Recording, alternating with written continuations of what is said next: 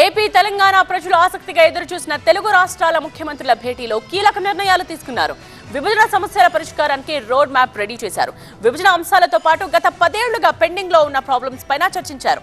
ఇందుకే తెలుగు రాష్ట్రాల సీఎంల భేటీలో విభజన సమస్యల పరిష్కారానికి రూపొందించిన రోడ్ మ్యాప్ ఏంటి? సీఎంల భేటీపై ఏపీ తెలంగాణ మంత్రులు ఏమన్నారు? ఏపీ తెలంగాణ ముఖ్యమంత్రుల భేటీ పొలిటికల్ గా తీవ్ర ఆసక్తి రేపింది. 10 ఏళ్లలో పరిష్కారం కాని అంశాలపై ఇరువురు ముఖ్యమంత్రులు లోతుగా చర్చించి రోడ్ మ్యాప్ రెడీ చేశారు.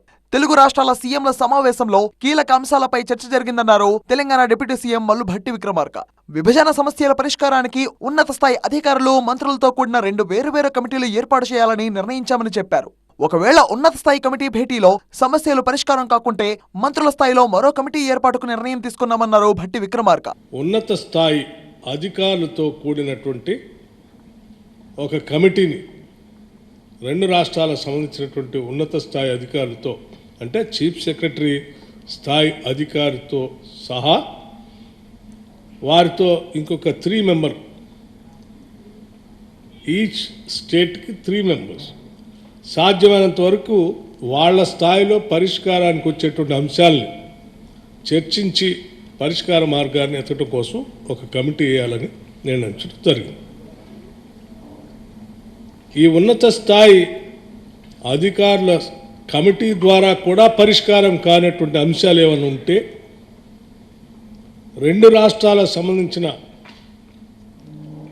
మంత్రులతో కూడినటువంటి ఒక కమిటీని, ఒకవేళ అక్కడ కూడా పరిష్కారం కానటువంటి మార్గాలు ఏమైనా ఉంటే, ఆ అంశాలు ఉంటే మళ్ళీ రాష్ట్ర స్థాయిలో ముఖ్యమంత్రుల స్థాయిలో సమావేశాన్ని ఏర్పాటు చేసుకొని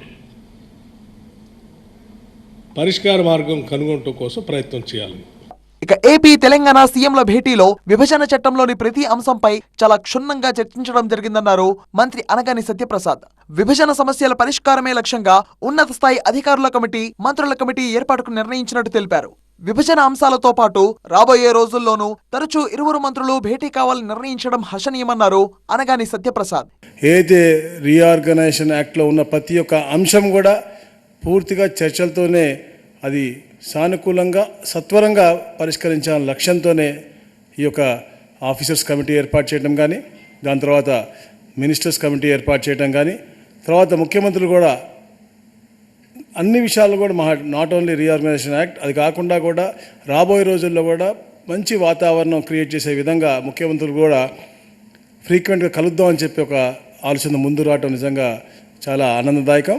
ఇదిలా ఉంటే విభజన సమయంలో భద్రాచలం నుండి ఏపీలో కలిసిన 7 మండలాల్లోని 5 గ్రామాలను తిరిగి తెలంగాణలో కలపాలని రేవంత్ సర్కార్ కోరింది. ఈ మేరకు కేంద్ర హోంశాఖకు లేఖ రాయాలని నిర్ణయించారు.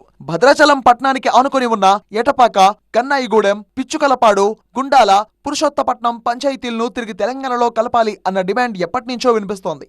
ఈ గ్రామాల విలీనంతో భద్రాచలం పట్టణాభివృద్ధికి అవకాశం ఉంటుందని చెప్తోంది తెలంగాణ సర్కార్. అయితే ఓ రాష్ట్రంలోని గ్రామాలను వేరే రాష్ట్రంలో కలపాలంటే కేంద్రం అనుమతి తప్పనిసరి కావడంతో లేఖ రాయాల్సి ఉంటుంది. మరోవైపు తెలంగాణలో కొన్ని భవనాలను కావాలని కోరింది ఆంధ్రప్రదేశ్.